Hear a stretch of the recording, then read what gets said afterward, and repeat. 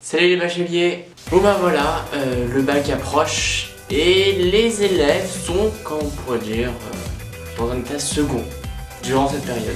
L'élève du mois de septembre et l'élève du mois de juin sont deux élèves totalement différents. La preuve en est. Allez viens Flo, on va réviser pour le contrôle d'histoire géo. Ouais, bon, bac c'est dans 10 mois, après tout on a le temps. Hein. Bon Flo, t'as bien révisé là, t'es prêt pour le bac? Ah oui, totalement. Hein. Parce que le bac c'est quand même dans une semaine. Est-ce que t'as une corde histoire que je me pende? Ouais, c'est une très bonne idée, ouais. Ouais.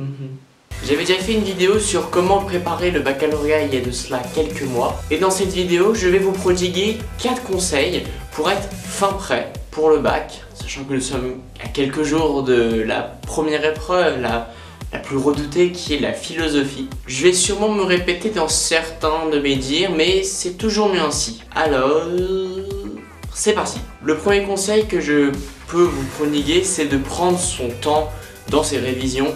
Oui, même si on est en retard, c'est tout à fait possible. En effet, sachez que ce n'est pas en accumulant une multitude de connaissances en une journée que vous arriverez à rattraper ce qu'on appelle le temps perdu.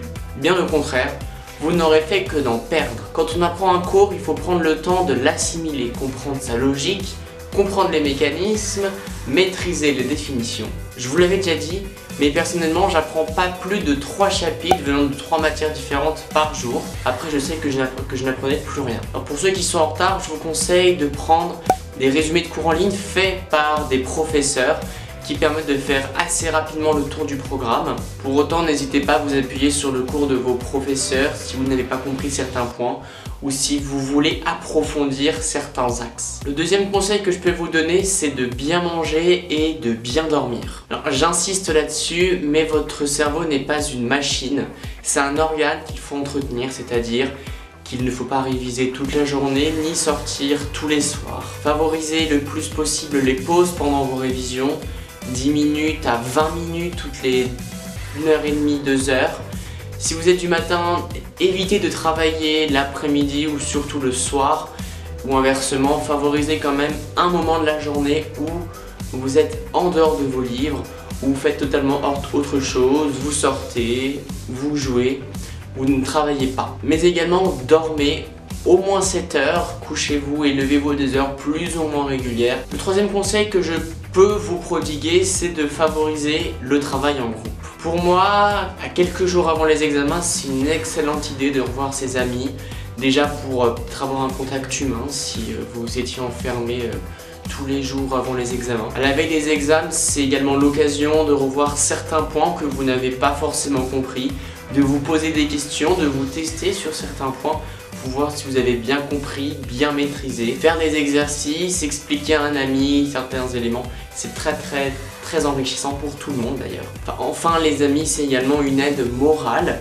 Ils sont toujours là pour vous soutenir, vous dire vous allez y arriver, on va y arriver ensemble, on a commencé ensemble, on va terminer en beauté. Et enfin, mon dernier conseil, c'est arrêter au moins un jour avant la veille des examens. Sachant que les examens c'est mercredi matin, lundi midi au moins, vous arrêtez tout, vous fermez vos livres, vous vous consacrez à autre chose. Votre cerveau il a besoin d'être frais pour mercredi, alors c'est l'occasion de vous reposer, de faire totalement autre chose, de vous détendre. Laissez votre cerveau travailler, classer toutes les informations que vous aurez dévorées ces dernières semaines. C'est très important de faire cela, d'autant plus que le cerveau commence véritablement à fatiguer au fil des révisions. En effet, au bout d'un moment, votre cerveau sature, vous n'avez plus vraiment la motivation et vous allez finir par ne plus rien apprendre, ce qui vous sera sûrement très préjudiciable pour le jour de l'examen. Moi, pour ma part, je me rappelle au mois de mai de l'an dernier que j'avais un bac blanc et un professeur m'avait mis en garde contre une possible fatigue intellectuelle.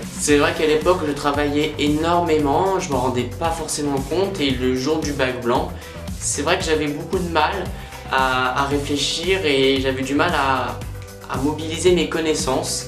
Et lorsqu'on faisait la correction, je me disais oui, mais ça je le savais, pourquoi je ne l'ai pas mis?